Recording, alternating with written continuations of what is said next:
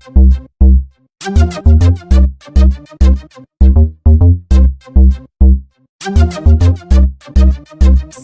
Lionel et Lorna possèdent une exploitation de 160 hectares avec 800 brebis.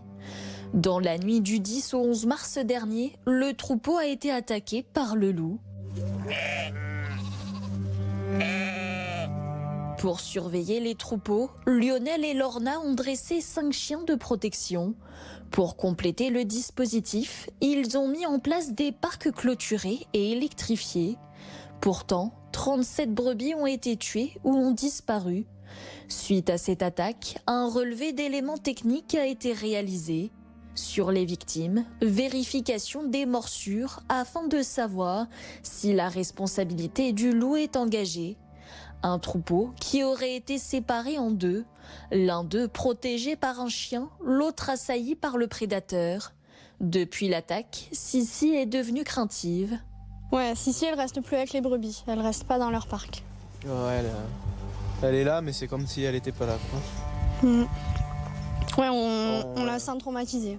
On va voir si ça y passe dans quelques temps, mais après, on n'est pas sûr. Voilà, ça l'a marqué quand même. Installé depuis 3 ans, Lionel a repris le troupeau de son père. Une 4e attaque qui est un coup dur pour ces jeunes éleveurs. J'ai vu une brebis qui avait la tête en sang et puis il en manquait.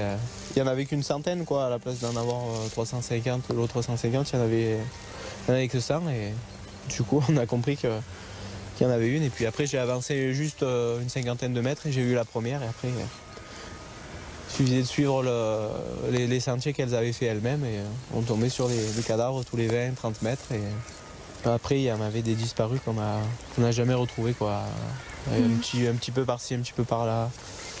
On a retrouvé 3 d'un côté, 3 de l'autre, une qui revenait, une qui ressautait dans le troupeau. Des mesures de protection insuffisantes pour se protéger contre le prédateur. Lionel et Lorna sont inquiets quant à l'avenir de leur troupeau. On n'avait pas le stress tous les matins de savoir si le troupeau était encore... Non, on savait que les chiens ils faisaient le boulot et nous on arrivait, on allait voir nos brebis, voilà, c'est tout, les rassembler. Si, Et là c'est vrai que maintenant tous les matins on a le stress. Et oui. Après du coup maintenant ce qui se fait c'est qu'au lieu de les laisser en couchade libre, on les met dans un parc de nuit et on les rentre le soir et on les sort le matin, quoi. Voilà. Et bon, c'est une contrainte pour elles et pour nous parce que elles sont pas libres d'aller manger à l'horaire qu'elles veulent et puis nous, ça nous fait toujours ça de plus à faire, quoi. La mise en place de mesures de protection demande un travail supplémentaire aux éleveurs. Ça nous demande plus de temps, quoi. On va dire pour le même boulot, quoi, finalement. Au final, c'est juste... déjà, on passe du temps avec nos chiens pour les éduquer, justement, par rapport aux touristes, un peu à ça. Puis quand ils sont jeunes, ils jouent avec les brebis. C'est tout on va dire, un train qui est supplémentaire à faire, quoi, pour séparer des loups et qu'on n'arrive pas à faire aussi. De jeunes éleveurs qui peinent à penser que le métier continuera à se perpétuer dans ces conditions.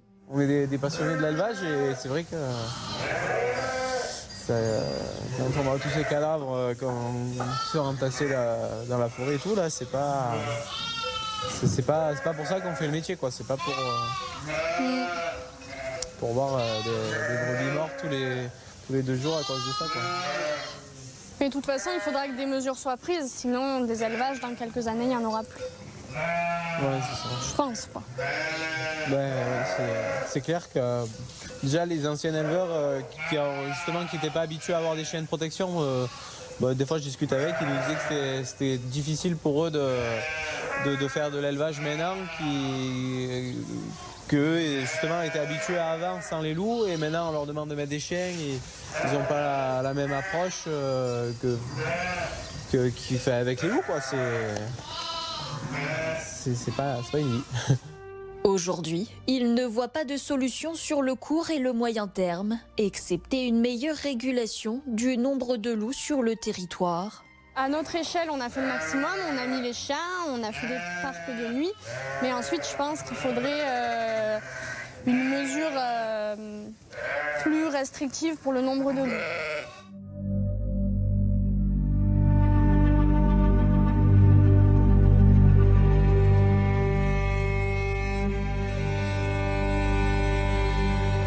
Si le loup est une espèce protégée, il existe des tirs autorisés, comme les tirs de défense.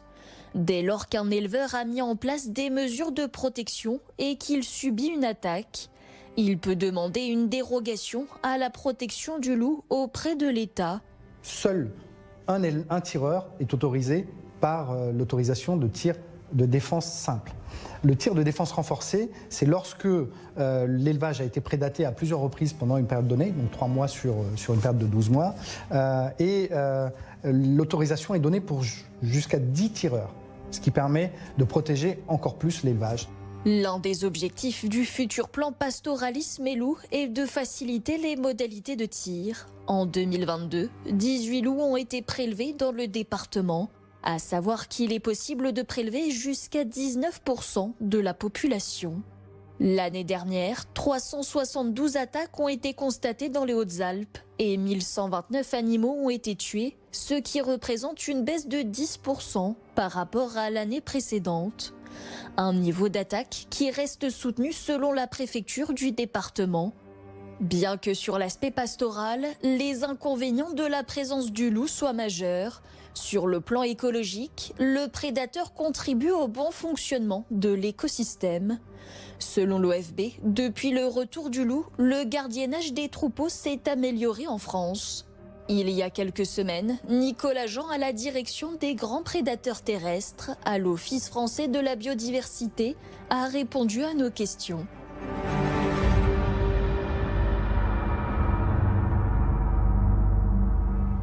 Les missions de la brigade, de manière très concrète, ça va être des missions essentiellement basées sur la défense des troupeaux.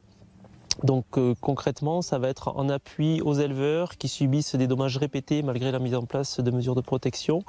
Et nos interventions sont ciblées sur les foyers de dommages, c'est-à-dire des secteurs ou des élevages où il y a une récurrence d'attaques. Et donc à l'issue du printemps 2023 sera créée une deuxième unité, donc dans le sud-ouest de la France, et qui aura pour vocation d'intervenir plutôt sur la partie ouest du Rhône.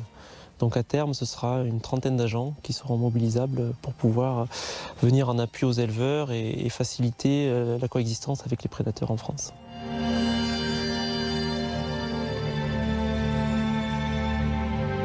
C'est vrai qu'on pourrait se dire de prime abord, c'est contradictoire à la fois de protéger une espèce et de participer à la destruction des individus. Il faut bien avoir en tête qu'on raisonne à l'échelle d'une population.